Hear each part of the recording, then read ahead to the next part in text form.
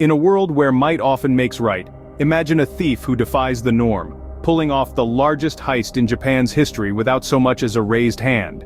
This isn't some petty theft we're talking about. This cunning individual made off with a staggering 300 million Japanese yen, and did it all without resorting to weapons or high-speed chases.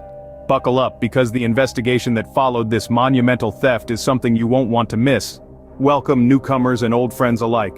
I'm Alex, your guide to the strange and mysterious happenings of our world. Before we delve into today's tale, let me assure you, every word you're about to hear is steeped in truth. After verifying every detail, I decided to bring this astonishing story to your attention. Our narrative unfolds in Japan, the year 1968. Amid a global technological revolution, Japan was leading the charge, experiencing an economic boom that had a significant impact on its banking industry. With prosperity comes opportunity, and banks became prime targets for thieves. Among the numerous bank heists, one stood out as the largest and most ingenious. Picture this. The manager of the Nihon Trust Bank opens his mailbox at home to find an anonymous letter. The contents? A chilling threat demanding the delivery of 300 million yen to a specified location, or else his home would be bombed. The manager, understandably shaken, arrives at work to find another letter on his desk. The police are promptly informed, and a surveillance detail is set up around the bank and the manager's residence. The manager gathers his employees, informing them of the threats and urging them to stay vigilant. Just a few days later, on December 10, 1968, the bank was scheduled to deliver a sum of 300 million yen to Toshiba, a giant corporation we're all familiar with. What happened next? Well, that's a story for another day. As we conclude, let's reflect on the audacity of this heist. A single thief, armed with nothing more than cunning and audacity, manages to steal 300 million yen without violence or pursuit. This tale serves as a stark reminder of the complex and often baffling world we live in. Until next time, keep your eyes open and your curiosity piqued. You never know what mysteries await. It was the end of the year, and they wanted to distribute bonuses to their employees. The company paid these bonuses in cash, and the bank was responsible for delivering the amount to a Toshiba branch in Tokyo. The bank manager appointed 4 employees to transfer the amount. They put the money in 3 large bags, placed them in the trunk of the car, got in, and headed to the Toshiba company, which was just a few kilometers away. On the way, a policeman on a motorcycle stopped them, came up to them, and told them that unfortunately, their manager's house had been bombed, and there were injuries and deaths. The first thing that came to their minds was that the anonymous person had indeed carried out his threat and bombed the manager's house. The policeman told them he stopped them for security reasons because they also suspected there might be bombs for the bank and in the bank's cars. So guys, let's check the car and everyone look everywhere. Of course, they were very scared and started looking around hysterically with him everywhere in the car, and the policeman went under the car to inspect it. Suddenly, smoke started coming out from under the car. At this point, the bank employees left the car and ran to hide. After a while, one of the guys peeked from behind the wall and was shocked to see that the car and the policeman had disappeared, and all that was left on the ground was the policeman's motorcycle and a flare emitting smoke. At first, the employees didn't understand what had happened, and they immediately thought that the brave policeman had driven the car away to explode in a place far from the street. The employees called the bank to inform them, and the person who answered them was the bank manager. They were relieved to hear his voice, still alive, and that no bomb had exploded at his house. After the employees contacted the manager and reassured themselves that everything was fine, they noticed that smoke was still coming out from where the car had been parked, and the flare on the ground was just a smoke flare. They realized that the person posing as the policeman had tricked them with the bomb threat, and while they fled from the car, he took off with the 300 million yen inside, the same amount demanded by the anonymous individual. And to this day, it remains the biggest and smartest heist in Japan's history. The police arrived at the scene with many officers and found some clues, including the motorcycle left by the fake policeman, which wasn't an authentic police motorcycle. The thief had rigged the motorcycle to resemble a real police bike perfectly, and the bank employees informed the police that the thief was dressed as a real officer. In short, the thief had planned and executed everything flawlessly, leaving the investigators clueless. They tried various ways to find something distinctive in the area or a description from the employees who saw the thief, but there was no useful information. Of course, the police couldn't take the matter lightly or relax because the stolen amount was substantial. So they took the following steps. They deployed over 10,000 officers throughout the city and set up checkpoints on every major street in Tokyo. They circulated descriptions of the car used in the heist. After a long time, they found the car in a cemetery not far from where the robbery occurred. The problem was they found traces of another car's tires at the location where they found the bank's car. Here, the investigators realized that the thief was smarter than them, and it was too late for the checkpoints because the thief had already switched cars. So, they issued new orders, including halting the checkpoint operation since they were ineffective. During this time, the robbery was front-page news in every newspaper in the country, and people were astonished. The stolen amount was 300 million yen, and many were impressed by the thief's cleverness in stealing it without harming anyone. Even though the police had the motorcycle used in the crime, they couldn't figure out any helpful information. They tried every means to find out how the thief modified the motorcycle or where he got the parts to make it resemble a police motorcycle so perfectly. Where did he paint the motorcycle? Where did he get the traffic sign or the clothes he was wearing?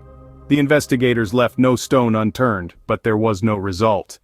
Everything used in the operation was untraceable, and the thief's origins remained a mystery. Now here's the part that will shock you the most about this story. Based on the description from the bank employees who saw the thief, the police drew and printed 750,000 copies of his portrait and distributed them all over Japan. Imagine out of 110,000 suspects, and with more than 170,000 officers involved in the investigation, costing 900 million yen, 3 times the stolen amount. Now, many of you might wonder why the government decided to spend this amount searching for a much smaller sum. The answer is that the police wanted to prove their existence and show everyone that there's a strong security system so that no one would dare to commit a robbery like this in the future. The main focus of all this investigation among all the suspects was only on 3 individuals. The first was the bank manager.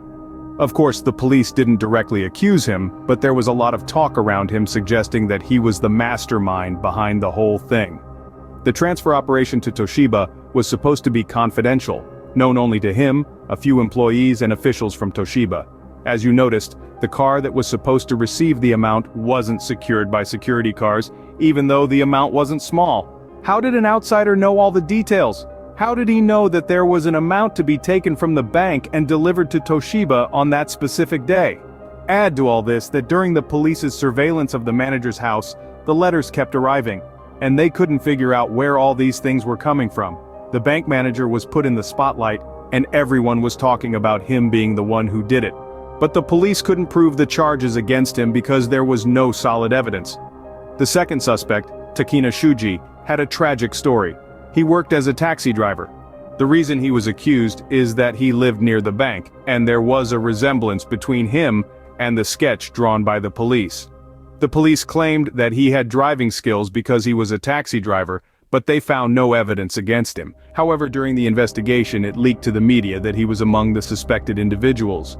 Many journalists wrote articles about him, published his picture and name, accusing him of being the thief without any evidence. All they relied on was the resemblance between him and the sketch, and the fact that he lived near the bank. Due to the extensive media coverage, the police arrested and interrogated him to appease public opinion. During the investigation, they discovered that he had an alibi proving his absence from the crime scene, making it impossible for him to be the thief. They released him, but unfortunately his reputation among people became tarnished. Everyone saw his picture in the newspapers, leading to his dismissal from work. His friends and family abandoned him, even though he turned out to be innocent. He suffered from depression and eventually took his own life. The third suspect was the strongest among all the suspects. A 19-year-old named Sato Yoshiro. He was a member of a local gang, and his father was a policeman.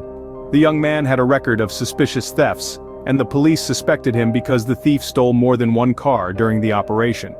He was also known to love bikes and had high skills in riding them. His features resembled those in the police sketch, and he had no alibi to prove his absence from the crime scene. Moreover, his father being a policeman made it easy for him to know police bike details and replicate them. The police had no reason to rule him out as a suspect. However, a few hours before his arrest, they received news that he had consumed poison and died. In the quiet hush of the city, the police arrived at a startling conclusion. They had found their thief. A young man caught in the crosshairs of suspicion felt the walls closing in on him. As the specter of arrest loomed, he made a tragic choice to end his own life. Yet, as the dust settled, a conundrum unveiled itself.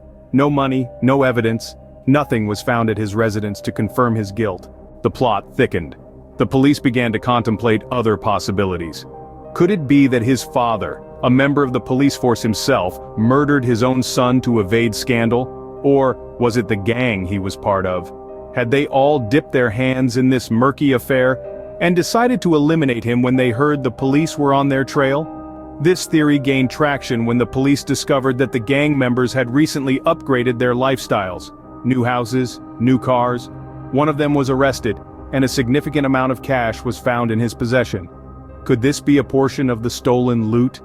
Yet, even with these leads, the police failed to find any conclusive evidence.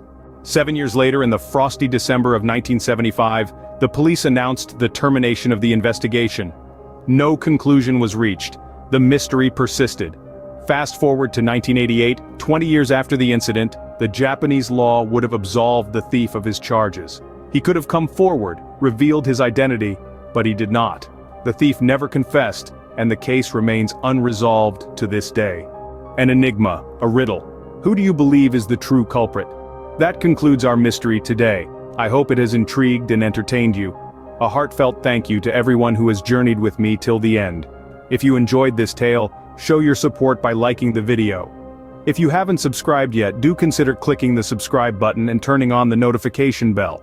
Your support fuels this channel and encourages us to weave more captivating narratives for you. This is Alex bidding you goodbye. Until next time, keep pondering the mysteries of the world.